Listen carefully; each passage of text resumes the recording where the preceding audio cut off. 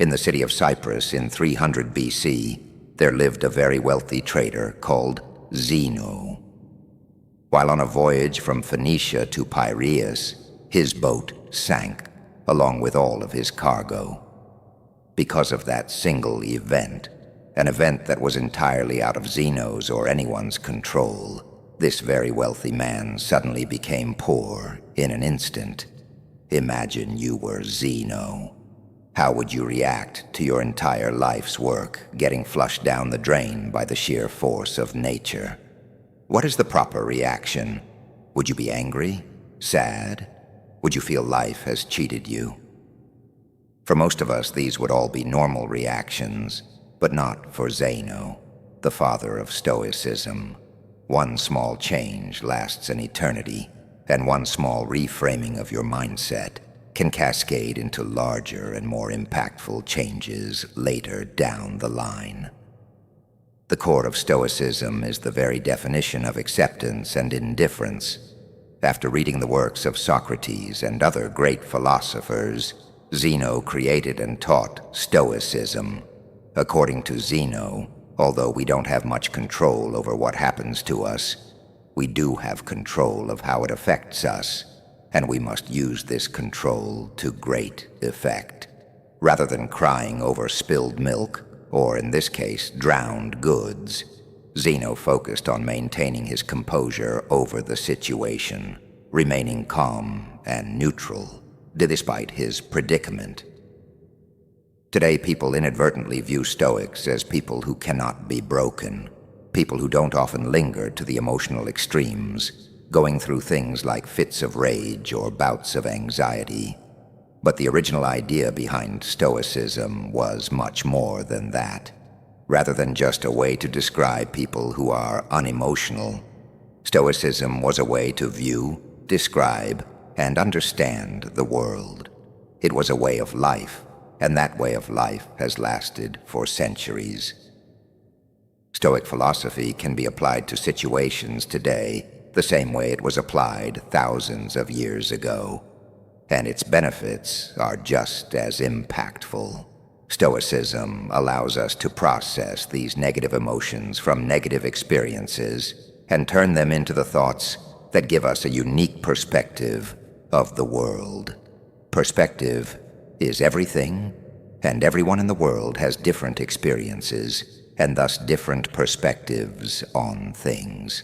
Since the Stoics gathered, discussed, and taught philosophy in a public place, their general philosophy was widely known. They believed that Stoic principles could greatly benefit anyone and everyone, and so it didn't make sense for them to hide that knowledge behind the four walls of a school or of the palace courtyards.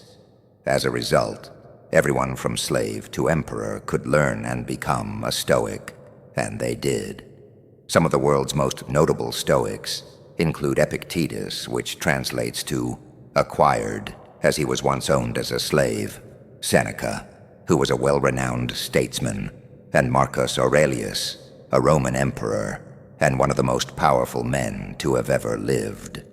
The early Stoics practiced what they preached, avoiding all forms of segregation and leading the fight against inequality. They even invented the word cosmopolitan, which literally means citizen of the world. When people hear that word now, we think of cities like New York, Toronto, Dubai, and London because of how diverse they are. This was the type of unity and togetherness that the Stoics preached. At the time of Stoicism's foundation, women weren't allowed to pursue philosophy, but Stoics disagreed with that completely. Musonius Rufus, Epictetus's teacher, once said, "It is not men alone who possess eagerness and a natural inclination towards virtue, but women also.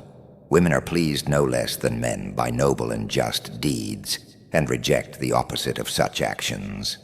Since that is so, why is it appropriate for men to seek out and examine how they might live well, that is, to practice philosophy, but not women?" Even at a time when it wasn't popular, women were allowed to freely learn about Stoicism and become Stoics themselves. So why do so many people adopt Stoicism as a way of life? In a world full of unexpected turns of events, our emotions can tend to get in the way of things.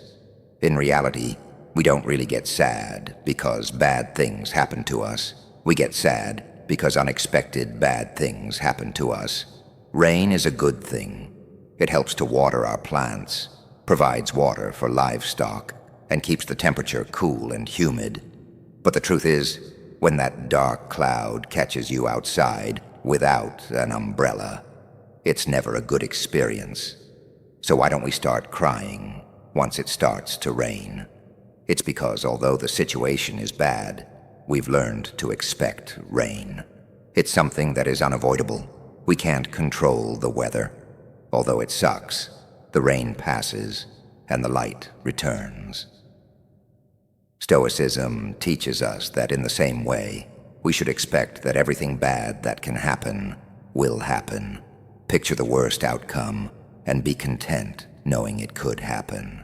One of the Stoic exercises is known as voluntary discomfort, an exercise aimed at increasing feelings of gratitude.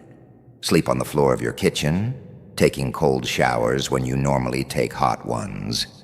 Eat nothing but potatoes for a few days, things like this. This exercise helps you to understand that no matter how hard it gets, you'll still survive and potentially thrive if your mindset is right. By being able to withstand these uncomfortable situations, we indirectly prepare our mental for future misfortunes. With the current state of the world where advertisements are constantly shoved down our throats, we're made to believe that if we don't have the next best thing, look a certain way, or make a certain amount of money, that we will never be happy. This message is important now more than ever. We enter the world not knowing much of anything. We grow up being taught things at home, in school, and by observing the world for ourselves. The thing is, a lot of times, all three of these sources of knowledge teach us in different ways. The question is, do we need to internalize all of this knowledge? If we do, we could unknowingly be setting unrealistic expectations for our lives, leaving us ultimately disappointed and unsatisfied in the end. That's no way to live. We should instead focus on improving ourselves, for ourselves. We should do things for ourselves, and only for that reason. Attaching any external hope or secondary attachments to the actions we take almost always lead to disappointment. Most of the time, we end up trying to fill that emptiness with external things, blowing all your money on a fancy car, a house, or even starting a family. Sometimes we do all of these things for their external value and not their internal value. But Stoicism teaches that if you approach life this way, you place your happiness in the hands of external forces, forces that can always fail. Cars almost always break down, natural disasters wipe away entire cities, and divorce rates climb higher and higher each year.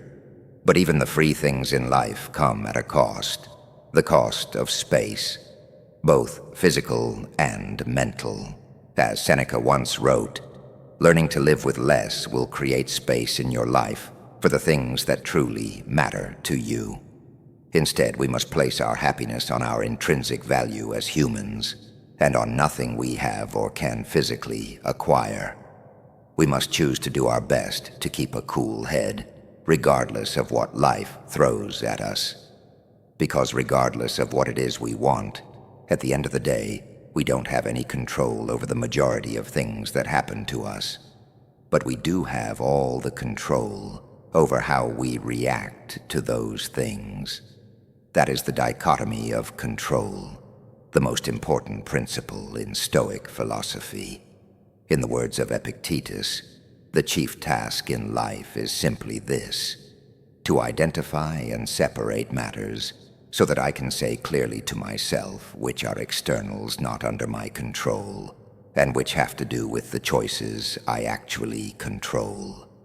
Stoics teach that we must learn to separate what we can control from what we cannot control. We need to determine our value not from things we can't control, but from the things we can. Striving towards goals is a good trait, but breaking down when those things don't go your way is, in a Stoic's point of view, useless. Making YouTube videos is, well, a lot easier than being a Roman emperor, but it can still prove to be challenging sometimes. First, you must form your idea, which takes forever. Then research that idea, scrap it because it sucks, start over, script the video, create the video, edit it, make the thumbnail, title, and everything else before you hit upload. Everything up until the point where you click upload is all up to you. However, once you click the upload button, the power shifts to the YouTube algorithm. Still, a lot of people judge the success of their YouTube channel or Instagram account based on how many views and subscribers or followers that they have, metrics of which, for the most part, are beyond your control. Stoics teach that instead, you should judge the success of your work based on the amount of effort you put in, and not the outcome of your external hopes. Trust the process. Living with less means unbinding yourself from the societal handcuffs that you've essentially put yourself into. Think about a person who has been working hard at their job for the past 6 months.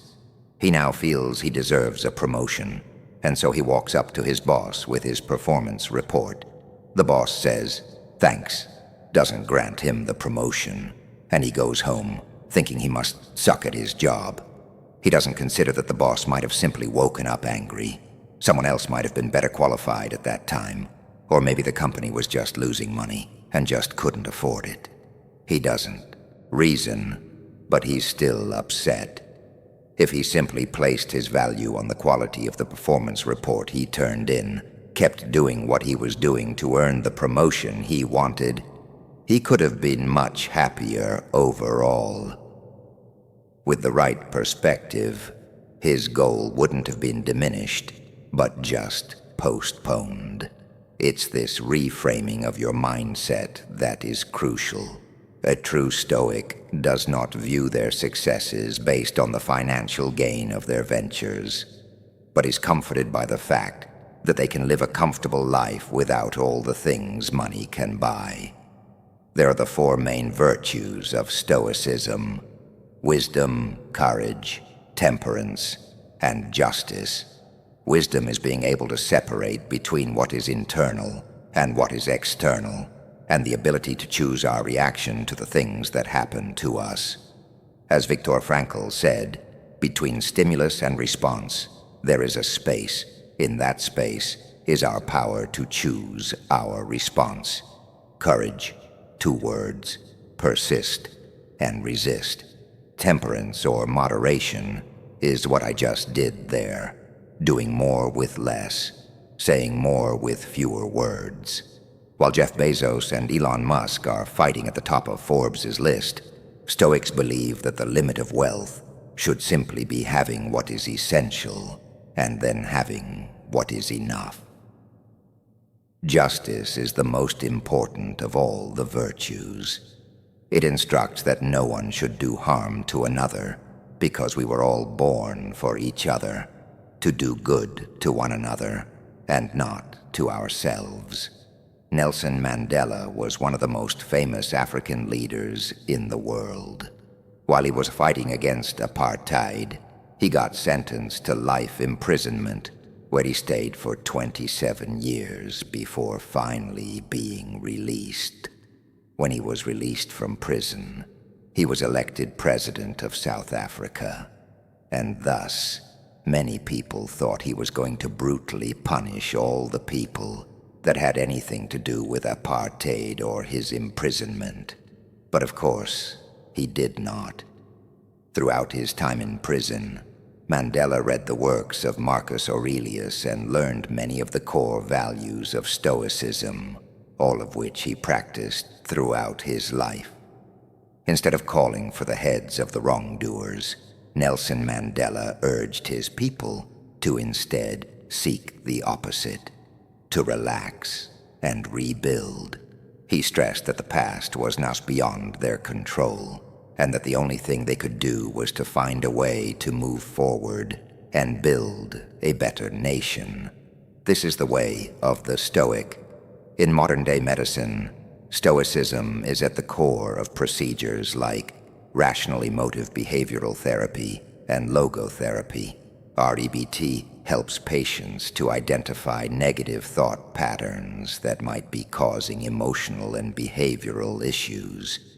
It allows you to challenge the reasoning behind all these negative thoughts with logic. And when you realize that many of them are unfounded, you can then replace them with more productive and healthier beliefs. Logotherapy, on the other hand, is based on the Stoic principle that humans are driven by purpose. Even in the darkest of situations, we can fill our lives with meaning and happiness by simply finding out what that purpose is. As many of us know, though, this is easier said than done. It's a process. Much like everything else, we have to rewire the way we think. Out with the old, in with the new. To fix our problems with happiness, we must practice self-worth.